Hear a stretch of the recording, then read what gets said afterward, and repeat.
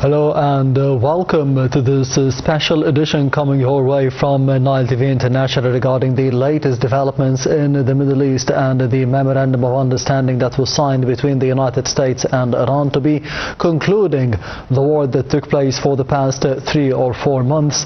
And we will be shedding more light on the latest skirmishes taking place in the region between the United States and Iran in the Strait of Hormuz, and the strikes against Iran, as well as the strikes that took place over the past couple of days by Iran against the vital installations in the Gulf Cooperation Council states of Kuwait and Bahrain, something that was condemned by the Egyptian Foreign Ministry. And to be shedding more light on those important topics and updates, I'm honored to be having with me over the phone Dr. Mohamed Ezaby, the Professor of International Relations. Thank you very much, Doctor, for being with us tonight on Nile TV International and this special edition. Thank you, Mr. Ahmed, and I have a great pleasure to be with you. The pleasure is all mine. Of course, Dr. Mohamed, we have spoken a lot over the past 3 or 4 months regarding the latest updates and the developments between the United States, Israel and Iran, and the war that was raging between all 3 sides in the Middle East, something that has affected the Gulf Cooperation Council states negatively, and more specifically, as we did see for the past couple of days, Kuwait and Bahrain. And you mentioned several times that the war will be back, but we have seen the Memorandum of Understanding being signed between the US and Iran. Do you think that this agreement will be holding for the upcoming 60 days at least? Well, as always, I said many times with you that no deal, no near deal between the United States and Iran. And the war will continue, even it continue by surgical strikes like what the United States made those days, or a wide strikes all over Iran. But I think now United States have a new scenario. It makes some surgical strikes on Iranian ports, especially the ports who controlled Hormuz Strait. Now, Iran tried to make an answer or send some rockets to Kuwait, to Iraq, to Bahrain.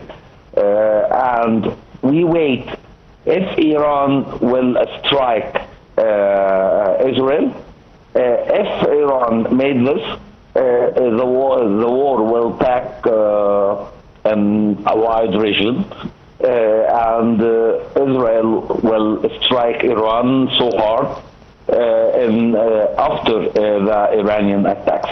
That's always what I say, that no near deal about between Iran and the United States. Especially 2 main points still not agree. They don't have agreed about this Iran. The nuclear project and the maritime and Hormuz Strait, or free maritime without paying any fees. Iran insists to have some fees from any ships crossing Hormuz Strait, and the United States refused that. Also, Iran want to continue their nuclear project, even it was they use it for a civilian purposes, but United States refused this too. So without having a deal about those 2 points, no deal in near future. Yes, Doctor, you mentioned the important 2 points. One of them is the Iranian nuclear project. And do you think that it will be resuming for the next 10, for the next 20 years? When do you think it will be agreed upon, especially that this Memorandum of Understanding will be lasting for the upcoming 2 months, to say the least? What is next? What will be happening after the expirations of those 60 days? Well, up till now, as I said before, the revolutionary guard who controls the decision in Iran, not the political part like Abbas Araghchi or the president of Iran, Ahmed Wahidi and Qalibaf, who control any decision, especially about nuclear project and Hormuz Strait. So the Revolutionary Guard knows that they accept to end the nuclear project, all the Iranian people will make a great revolution against the government system, because the Iranian people suffers a lot because of this project, and it's one of the main dreams of Iranian people. So no way for the Revolutionary Guard to accept to destroy this project. Yes. No way to accept to let United States to take the uranium, especially that if United States take the uranium, they will suffer a lot from the revolution of the Iranian people. So no way they insist to continue the nuclear project after 5 to 10 years. United States insist to take the uranium or to destroy it in Iran. Yes, on another front for today, Foreign Minister Dr. Badr Abdulati conducted a couple of phone calls with his counterparts from Saudi Arabia, Prince Faisal bin Farhan, and from Qatar as well, Mohamed bin Abdurrahman Al Thani, the Prime Minister of Qatar as well. How do you see the importance of the messages of support sent by the political leadership and the Egyptian Foreign Ministry during the whole of the war between Iran and the United States, something that has affected negatively the GCC countries? Well, as always, as His Excellency President Abdel Fattah al-Sisi always announced that we are standing with the Gulf countries. Egypt's strong condemnation of the recent missile and drones attacks targeting Kuwait and Bahrain reflects a long-standing foreign policy Victorian centered on safeguarding Arab sovereignty, preserving Gulf security, and preventing further regional destabilization. Cairo describes the attacks as a flagrant violation of the sovereignty of both states and an unacceptable escalation that threatens ongoing diplomatic efforts aimed to reducing tensions across the Middle East. In this meeting, Egypt announced a strategic position. Egypt's response was not merely diplomatic rhetoric. It represents a strategic calculation driven by several core national interests. Egypt consistently considers Gulf security an integral component of Arab national security. Any attacks against any Gulf country is viewed in Cairo as a direct challenge to the collective security architecture of the Arab world. This position reinforces Egypt's traditional role as one of the principal defenders of regional state sovereignty and territorial integrity.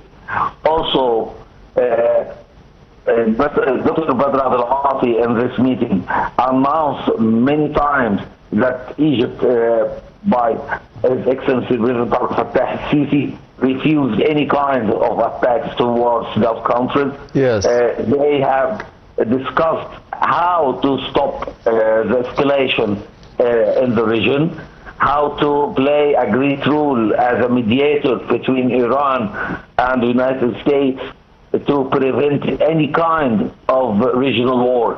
Also, they discussed the stability of Lebanon and Iraq and many Arab countries, especially that Arab countries now suffers a lot from many struggles. We saw what is happening in Libya, what's happening in Sudan, in Somalia, yes, and in Lebanon, Iraq, and also the Gulf countries.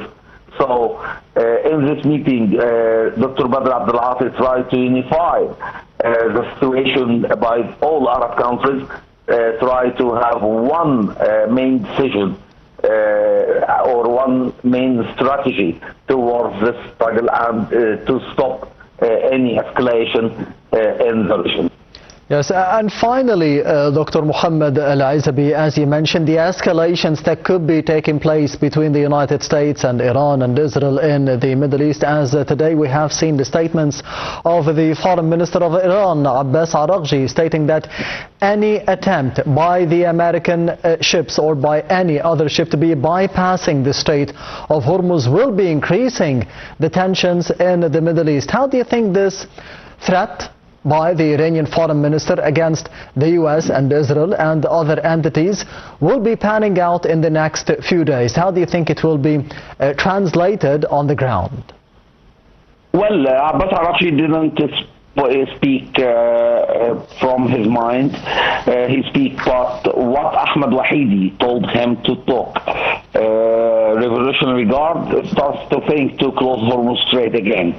If they close Hormuz Strait again after they attack the ship yesterday, if they close it, I think the United States will make strikes towards Iran, and as I said, that we wait the Iranian response. If they still respond to strike Gulf countries only, or they will strike Israel. If they strike Israel, we will back to a hard war in the region. Dr. Mohamed Ezaby, the Professor of International Relations, thank you very much for being with us tonight on Nile TV International and this special edition. Thank you for watching and goodbye.